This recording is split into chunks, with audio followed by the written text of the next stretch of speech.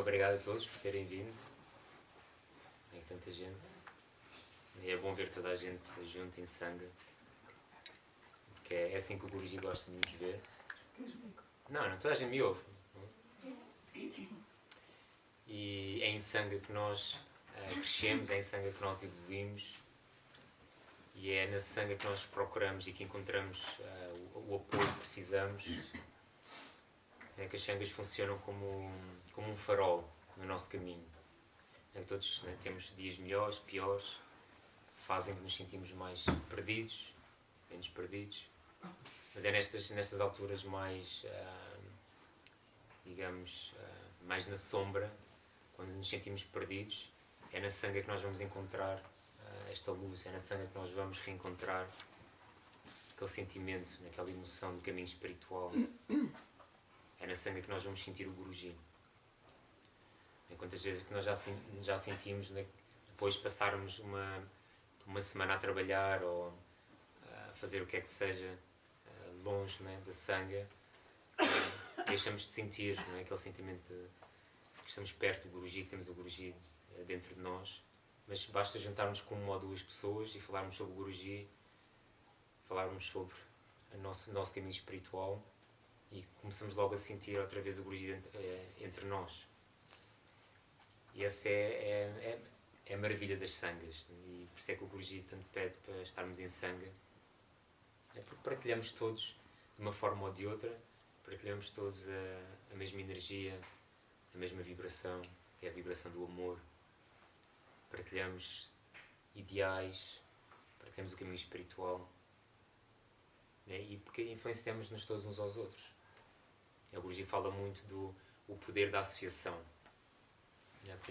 Nós podemos até não fumar e não beber álcool, mas se passarmos a vida toda com pessoas que fumam e que bebem álcool, vamos acabar a fumar e beber álcool. Este poder da associação e a importância da associação, porque nós influenciamos todos uns aos outros. Então, se nos fizermos rodear de pessoas que estão no mesmo caminho que nós, ou que estão no caminho espiritual, partilham a mesma energia. Se nos fizermos rodear de pessoas positivas, vamos nos tornar positivos. É isso. Deve ser também um bocado o nosso trabalho, a nossa busca. É claro que nem sempre é fácil, não é? Estamos no trabalho, pode não ser o melhor ambiente, mas depois do trabalho se calhar é possível. Ou ao fim de semana. Fazemos o nosso melhor para tentarmos estarmos sempre em Sangha, em família. Que é quando nós nos juntamos todos, é quando realmente nós sentimos o Guruji aqui connosco. Aqui. Mas mais importante que aqui e aqui, é aqui dentro. E é quando nós estamos assim todos juntos, sentimos este amor cá dentro. E no templo da Caranguejeira, uma senhora nova, estava a começar a seguir o Guruji, mas nunca tinha estado com o Guruji, nunca tinha conhecido. E no fim do satsang ela perguntou-me: como é que é o Guruji? Que tipo de pessoa é o Guruji? E é engraçado que a primeira coisa que me veio à cabeça foi uma experiência que eu tive com o Guruji, que para mim exemplifica a pessoa que ele é. E isto foi em 2017, quando eu conheci o Guruji. Eu conheci-o em maio, depois comecei a ir muitas vezes ao ashram e entretanto fui passar o Natal. Foi assim a primeira vez que eu ia passar uma temporada grande no ashram. Então fui passar o Natal e passagem de ano no ashram. Mas eu, antes de ir lá ao Natal, tinha ido ao dia do Babaji. E felizmente eu sempre tive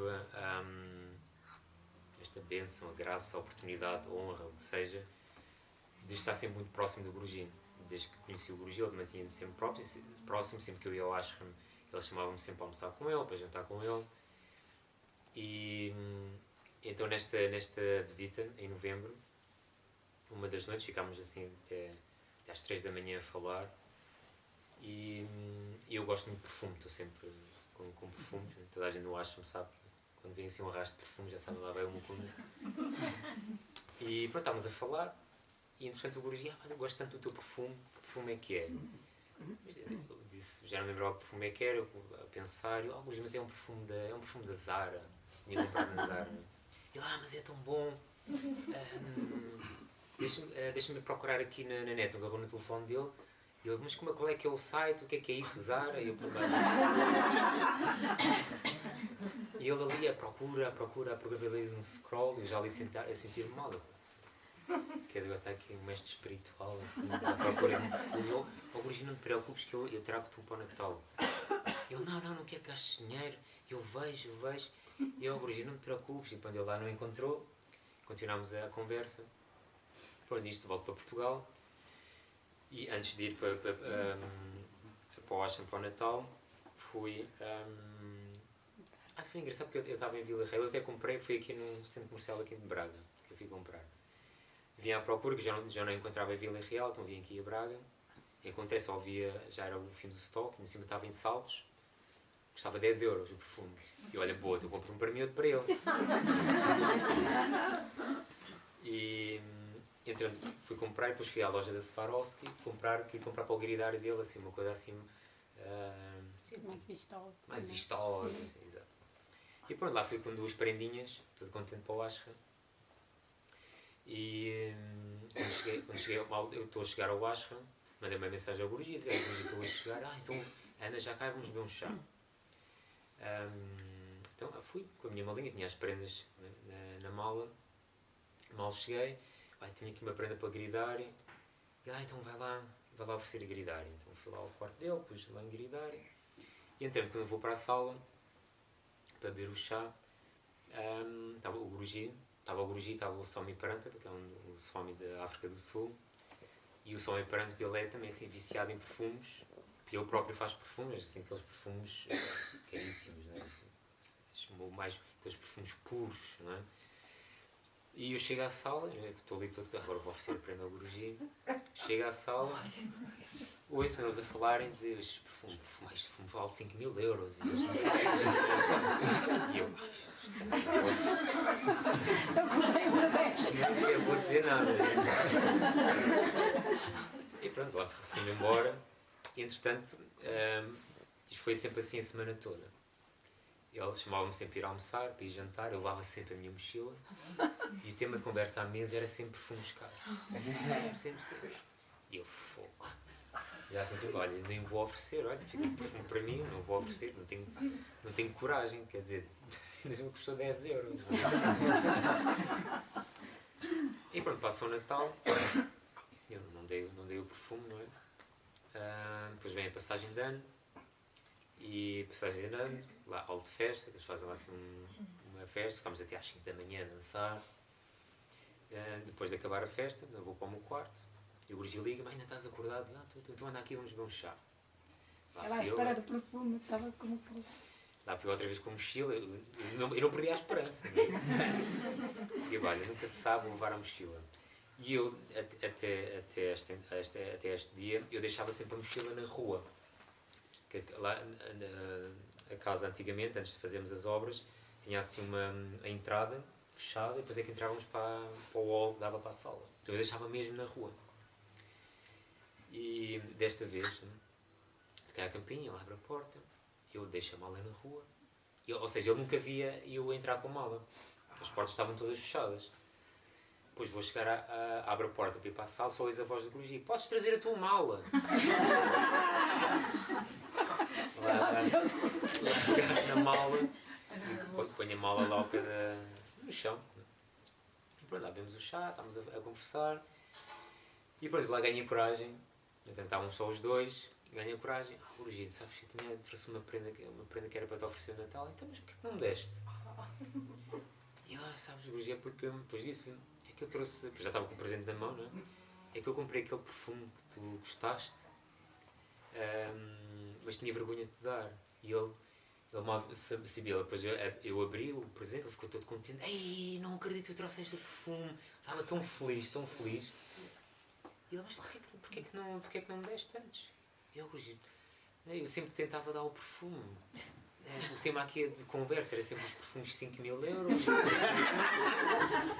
E não é, este perfume não foi assim tão caro.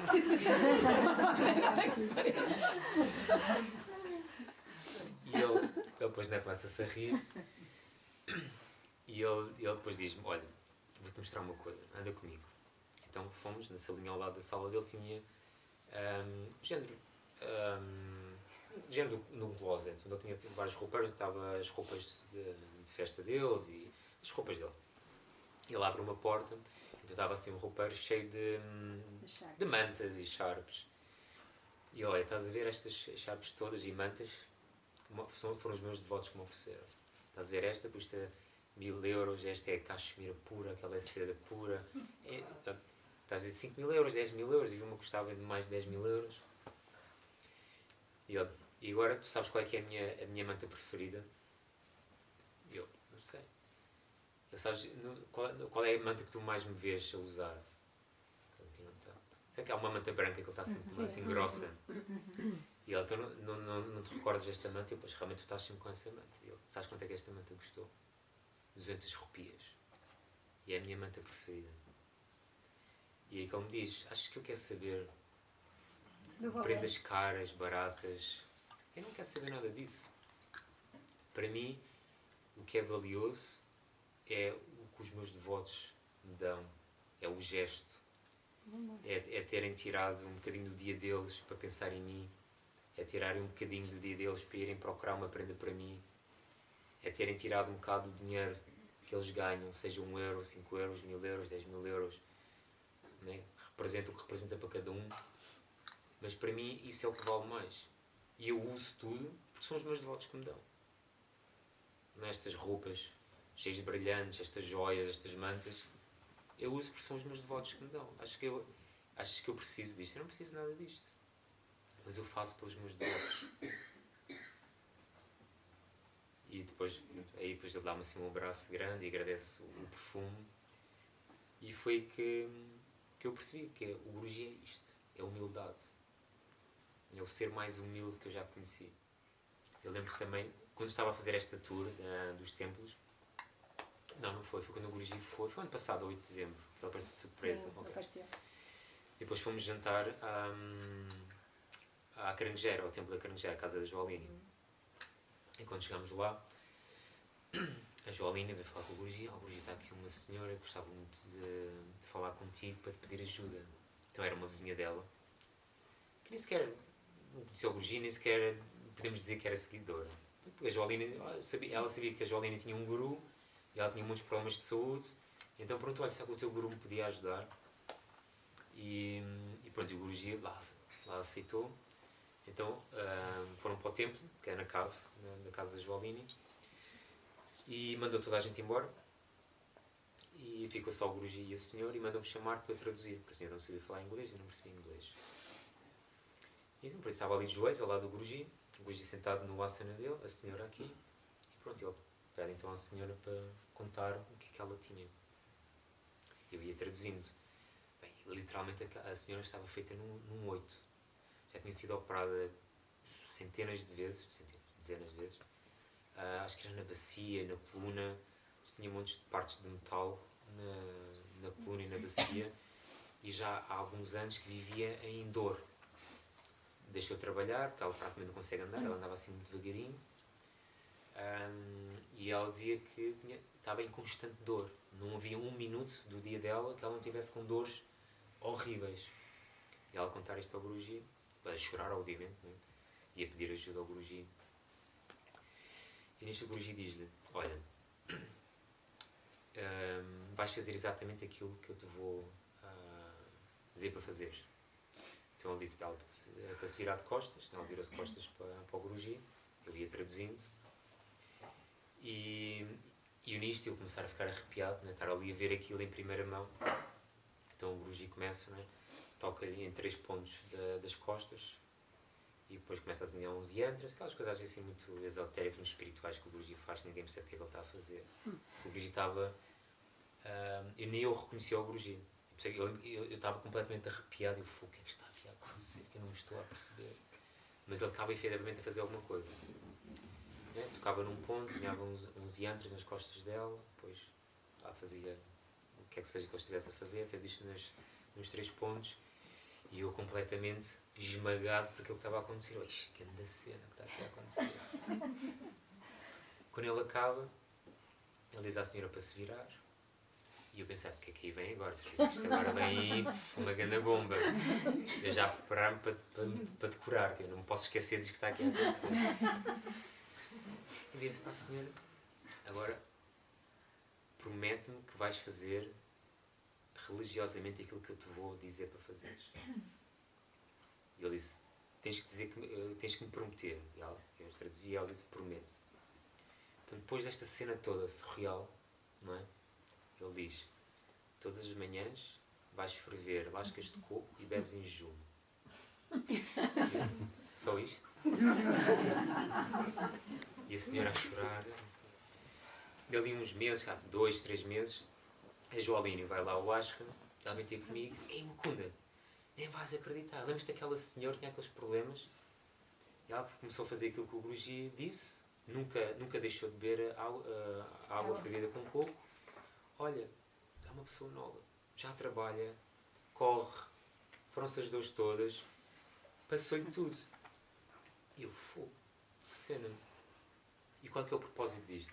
E vocês sabem que o Guruji muitas vezes diz isto às pessoas, ou é para ferver cebola, casca de cebola, ou para ferver... porque depois, até nesta viagem, eu estava a falar do Guruji dos problemas que a minha mãe tem, e ele também disse, olha, diz à tua mãe para ferver o coco, e olha, fiz. Eu disse à minha mãe, obviamente que a minha mãe nunca fez, não é? Mas esta é a grande diferença. E este é o poder da fé e da disciplina.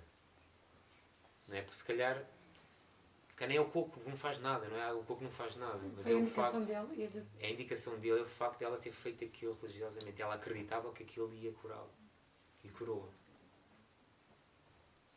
E este é o poder da fé.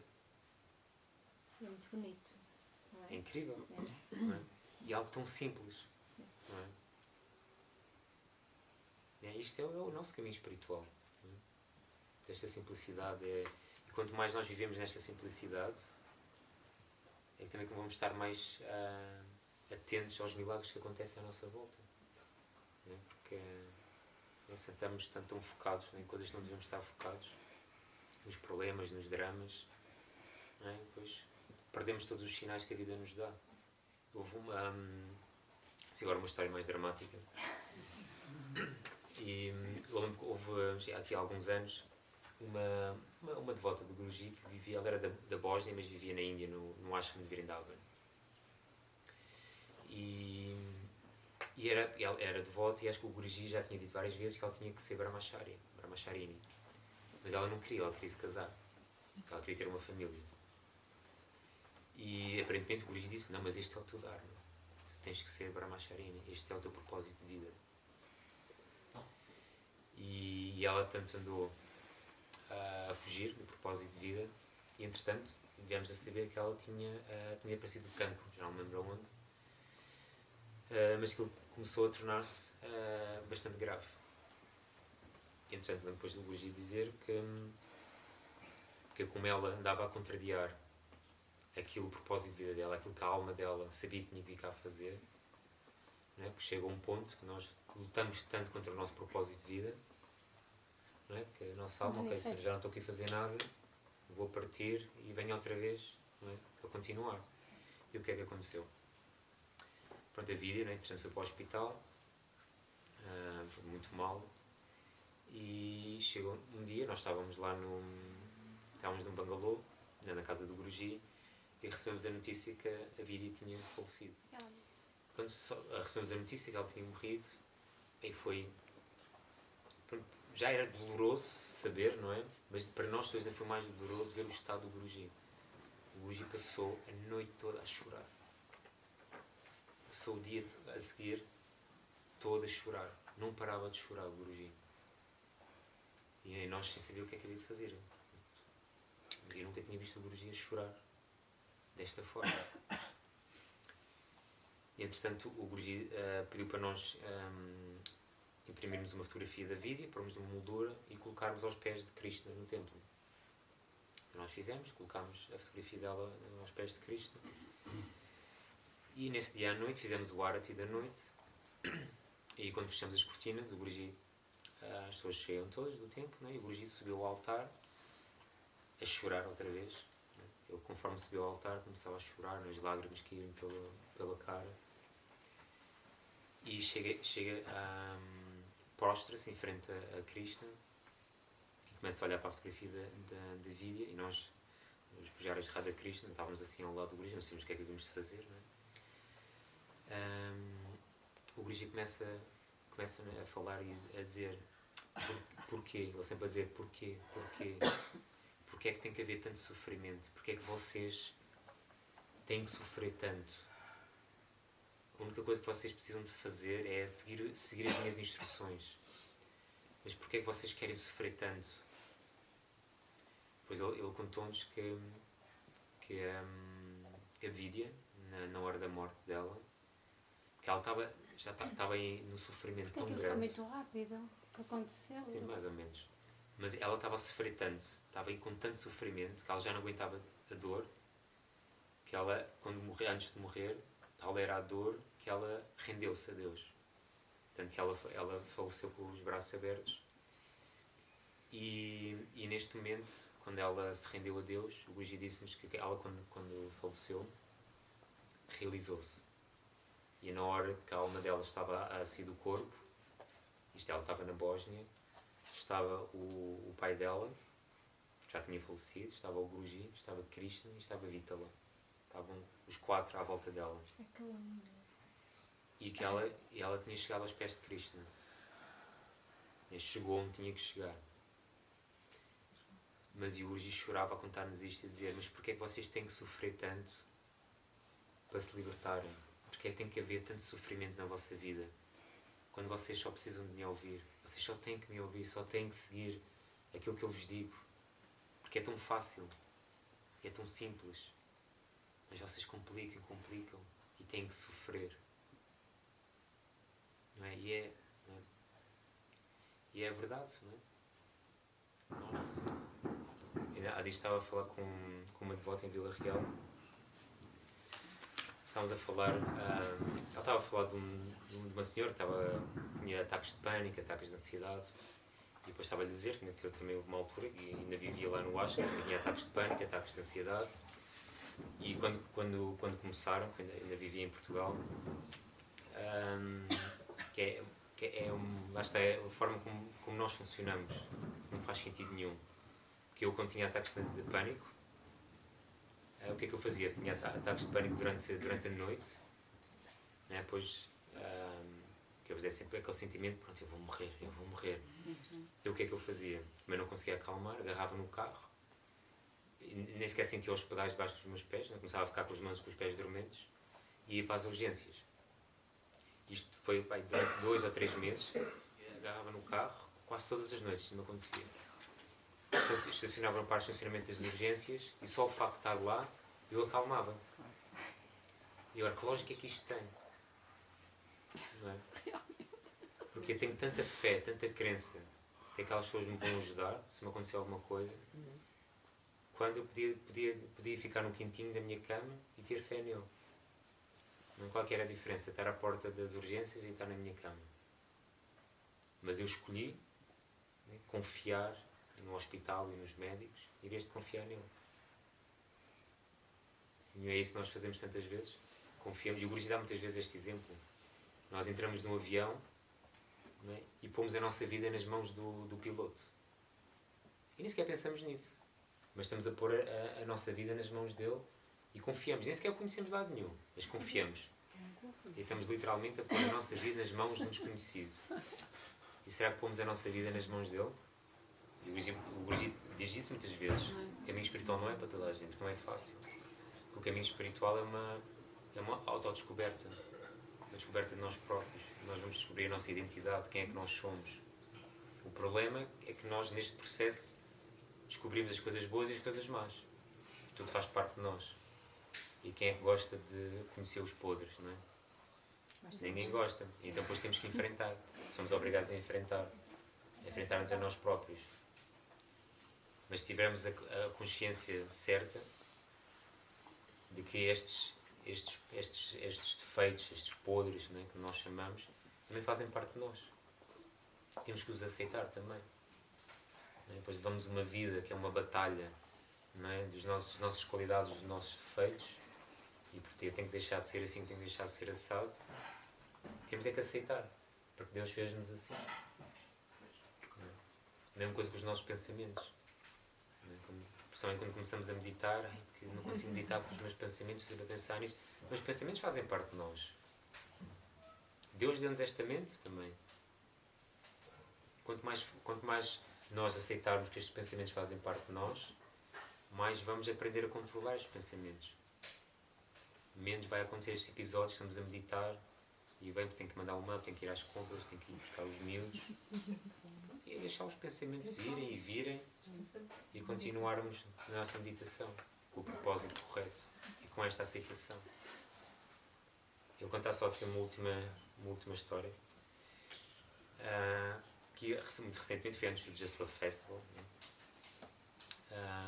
Quando lá de manhã eu estava na casa do Gurji, estava a preparar o pequeno almoço dele e o Gurji estava assim de muito bom humor, estava assim a brincar, assim muito brincalhão, e então eu tinha em cima da mesa assim, lhe oferecido assim, era um pêndulo.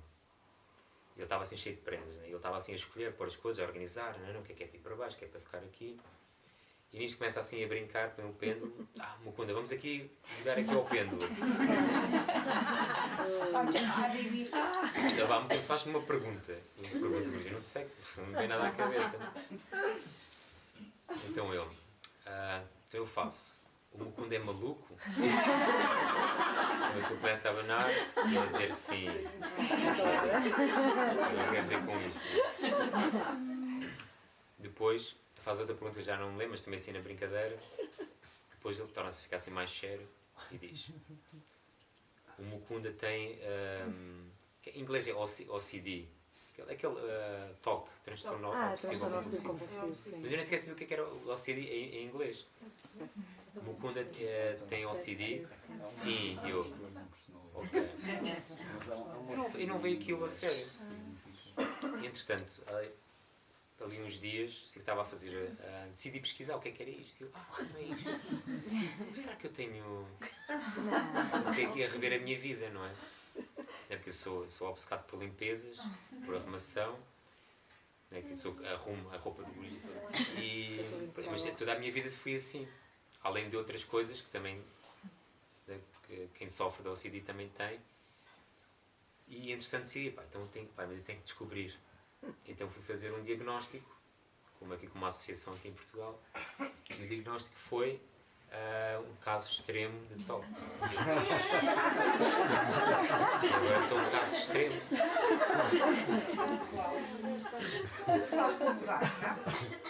Pronto, a questão é essa. Foram umas semanas horríveis. É que eu comecei a pôr tudo em causa, estava a chorar, e assim, o meu quarto chorar, os mensadinhos, e entretanto um dia, de manhã, né, decidi perguntar ao Gurji, lembras-te que tu disseste aquilo do OCD? Ele, sim. Ele estava na casa onde estava a fazer a tílaca, e eu estava a falar com ele, e ele olhava assim para mim pelo espelho. E eu, sabes que eu fui fazer um diagnóstico e eles disseram que sou um caso extremo. E eu, a sério, Mukunda, ainda te amo mais. E eu não era aquela resposta que eu queria, não é? Então desse ali uma cura. E então ele diz-me, Mukunda, mas eu não quero que andes a ler coisas, nem que vais fazer tratamentos, nem nada. Porque se tu fores fazer tratamentos, vais andar só focado nisso, vai-te fazer ainda pior. E eu tipo, Gurji, mas e agora o que é que eu faço? Não é? E ele disse para mim, Deus fez-te assim, por alguma razão. É? Tu és assim, faz parte de ti. Depois ele disse-me, eu não quero que tu mudes, porque a partir do momento em que tu mudares, o teu serviço vai mudar. E o facto de eu ser assim, de me aceitar assim, é o que faz com que eu o possa servir. E se eu tentar mudar, o meu serviço vai mudar. Não é? E isto é uma aprendizagem para todos nós. Nós somos da forma que nós somos, porque há um propósito para isso.